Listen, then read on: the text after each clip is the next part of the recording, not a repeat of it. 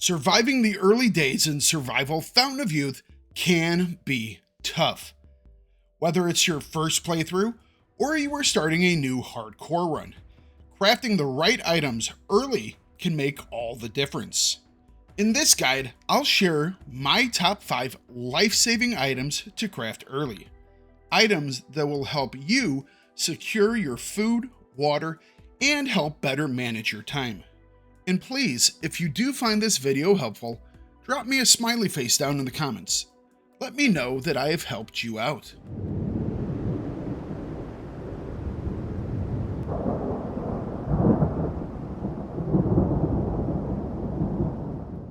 Before we dive into the list, here's a quick tip.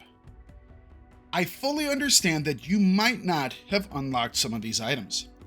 However, you can still see these items in your crafting menu. Go ahead and press Q to open up the crafting menu, then click the eye icon in the blueprints section. This will reveal all craftable items. Use the search bar to narrow those results and select an item to view its resource requirements. On the right of the screen, you will see the resources needed for that item. Clicking any grayed out resource will show you exactly what that resource is. The first item today is the protected box. In my opinion, this is one of the very first things you should try and build every time you play. A protected box is an invaluable tool to keep you well fed during the early game. Why is that? Well, it doubles the time it takes for stored food to spoil, which means you are going to be doing less frequent food gathering missions. Less time gathering food means more time exploring and crafting. Protected boxes come in normal and large sizes, both of which are upgraded from the basic branch boxes. Crafting the normal size protected box will require 1 liana rope, 3 wide leaves, and 4 small sticks. The large protected box will require 2 liana ropes, 6 wide leaves, 2 long sticks, and 6 small sticks. A reliable hydration source is absolutely essential for survival, and my number 2 item, the date palm juice collector, provides just that. Place it on any date palm tree to collect up to 5 sips of hydration. Having a source of hydration that is more predictable and consistent than rain is very important to staying alive. If you are planning to make your base on the shoreline, you are probably located near at least one, if not multiple, date trees. And remember to not forget these when you head off to another region as well. A reliable source of hydration on a new island will make getting established much easier. To craft a juice collector, you are going to need 1 coconut flask, 1 liana rope, and 1 piece of bamboo. Because you need bamboo for this, you will have to head to one of the water sources on the Island of Hope. I suggest going to the one in the mountains. It will be much safer for you early on. The next item on my list is going to require a larger number of resources, but the benefits I think outweigh the effort you will need to put into your gathering. Item number 3 is the hut made of leaves. This is, in my opinion, the best early game sleeping option. The hut made of leaves base energy restore rate is 10 per hour. This is 3 more than the bed of leaves. The hut also provides sun and rain protection and increases your disease treatment rate while you are sleeping.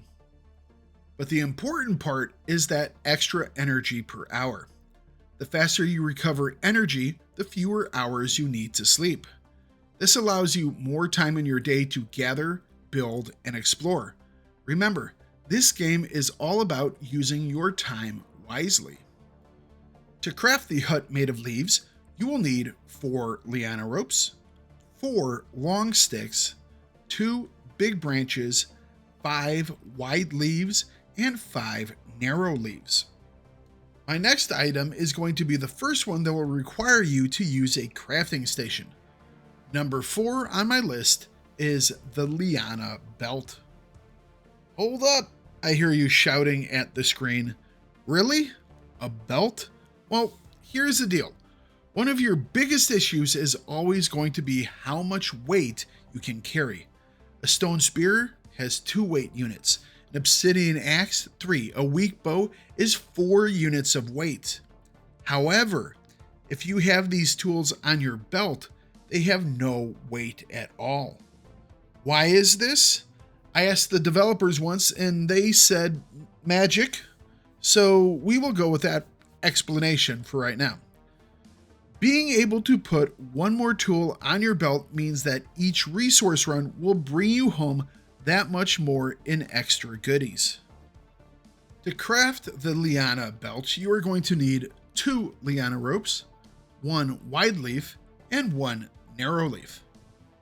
One other tip for you, if you find yourself getting overloaded or over-encumbered while you're gathering, check your inventory and make sure that you have your heaviest tools on your belt.